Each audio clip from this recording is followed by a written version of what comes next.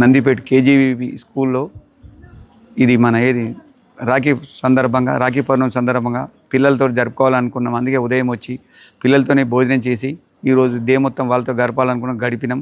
అంతేకాకుండా పిల్లలు చాలా చక్కగా ఉన్నారు. ఇక్కడ ఫుడ్ టేస్ట్ చేసిన ఫుడ్ కూడా బాగుంది, మా ఇంట్లో కంటే బాగుంది. అంతేకాకుండా పిల్లలు ఎవరైతే 20 మంది పిల్లలు ఉన్నారు ఇక్కడ, తల్లిదండ్రులు లేని పిల్లలు, వారికి కూడా మా ఈ పండుగ సందర్భంగా అందరికి బట్టలు కొనియడం జరిగింది.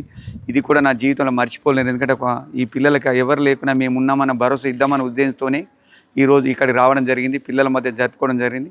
చాలా ఆనందకరణం. నమస్తే.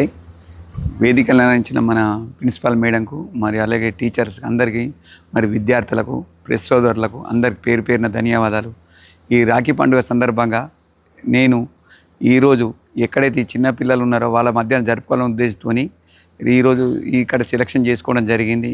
ఎందుకంటే ఇక్కడ అందరు చిన్న పిల్లలు 20 మంది పిల్లలకు తల్లిదండ్రులు లేరు కాబట్టి వాళ్ళకు బట్టలు ఇచ్చి ఇక్కడ ప్రోగ్రాం చేసుకుంటే నాకు ఎంతో సంతోషం అనిపిస్తున్న ఉద్దేశంతో ఈరోజు భోజనం చేసి వారితోనే కలిసి ఈరోజు డే మొత్తం గడపాలనే ఉద్దేశంతో ఇక్కడ రావడం జరిగింది. నా జీవితంలో ఇది కూడా ఒక మర్చిపోలేని రోజు. ఎందుకంటే ఇంతమంది పిల్లల అమ్మాయిల మధ్య ఇంతమంది లక్ష్మీదేవులు అందరూ లక్ష్మీదేవుల మధ్యన నా పుట్టినరోజు జరపడం చాలా సంతోషకరం. పుట్టినరోజు కాదు, ఈ రాఖీ పండుగ జరపడం చాలా సంతోషకరం.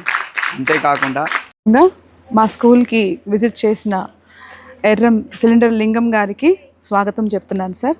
ధన్యవాదాలు. ఈ రాఖీ ఫెస్టివల్ సందర్భంగా మన స్కూల్ని చూస్ చేసుకున్నారు. నాకు చాలా సంతోషంగా ఉంది. మరి అన్నగారు మా స్కూల్కి వచ్చి మీ అందరితో రాఖీ కట్టించుకోవాలని ఆయన చాలా కోరారు. కాబట్టి ఇంకొక ముఖ్యమైన విషయం ఏంటంటే ఈరోజు ఆర్ఫన్ పిల్లలు ఒక 20 మెంబర్స్కి డ్రెస్సెస్ కూడా తీసుకొచ్చారు. డ్రెస్సెస్